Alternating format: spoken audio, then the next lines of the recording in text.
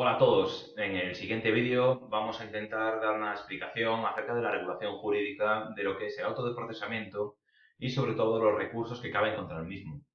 Esta parte en concreto de la ley de enjuiciamiento criminal, situada en el artículo 384 dentro de lo que es la instrucción de los procedimientos, supone que con el auto de procesamiento tenemos una decisión judicial por la cual el juez encargado de la investigación de los hechos, es decir, el juez encargado de la instrucción o de la fase sumarial, tiene indicios racionales de criminalidad suficiente para tener la sospecha, ahora ya fundada, de que el sujeto tiene responsabilidad criminal en los hechos y por lo tanto a través de esta decisión judicial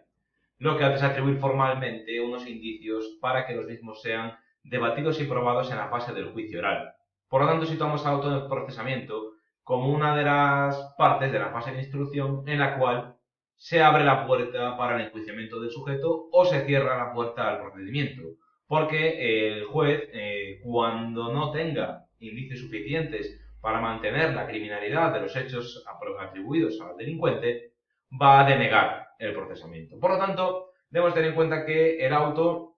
es susceptible de ser recurrido por diferentes partes en el proceso. Lo que es lo mismo, es susceptible de ser recurrido por el delincuente o es susceptible de ser recurrido por la acusación, ¿vale? Por lo tanto, en función de quién sea la parte afectada por el auto de procesamiento, tendremos unos recursos u otros. Dicho lo cual, debemos tener presente, por tanto, cuáles son los recursos que vamos a poder utilizar. En este aspecto, y de manera gráfica, debemos entender, por tanto, que el procedimiento es de carácter dual. Como sabéis, todo procedimiento judicial tiene una fase de instrucción, o también denominada fase sumarial, o también de diligencias previas, cuando se trata del procedimiento abreviado. Por lo tanto, en esta fase, justo al finalizar la instrucción,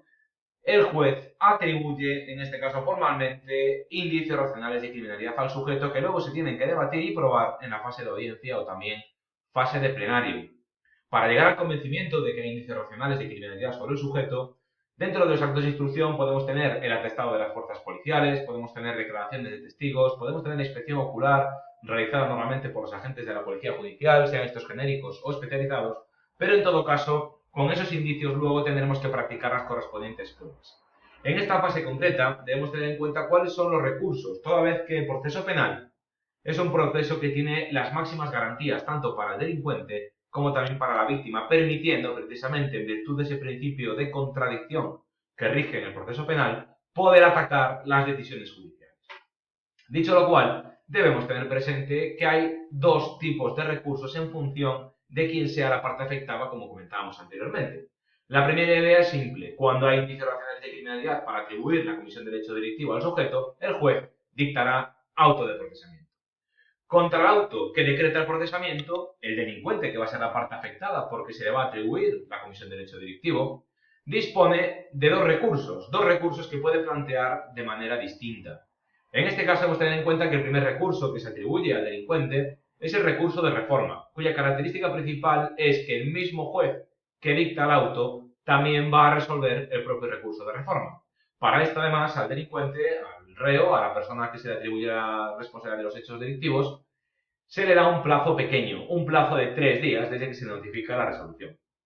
En este caso debemos tener en cuenta también que el segundo recurso que procede para el delincuente es el recurso de apelación, toda vez que cuando el recurso de reforma sea denegado por el juez, el delincuente todavía dispondrá de una segunda bala en la recámara, que será el recurso de apelación, cuya característica principal es que la va a resolver la autoridad judicial que está por encima del juez de instrucción y además que se le va a dar un plazo más amplio para poder presentarlo, un plazo común de la ley de enjuiciamiento criminal que es de 5 días, ¿de acuerdo? Igualmente debemos tener presente que la defensa del reo,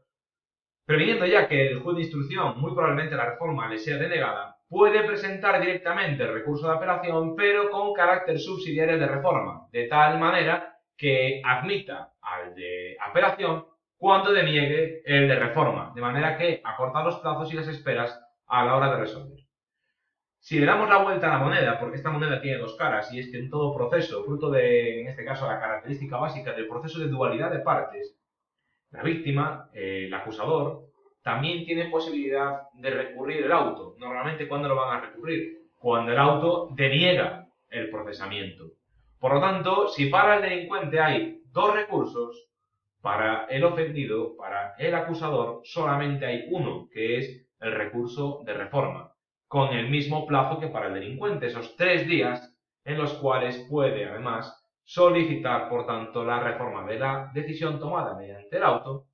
y, en este caso, decretar el procesamiento de la persona inculpada. Si lo vemos de manera gráfica, quizás así sea más sencillo de entender. Tenemos al juez de instrucción que, finalizada la investigación de la causa,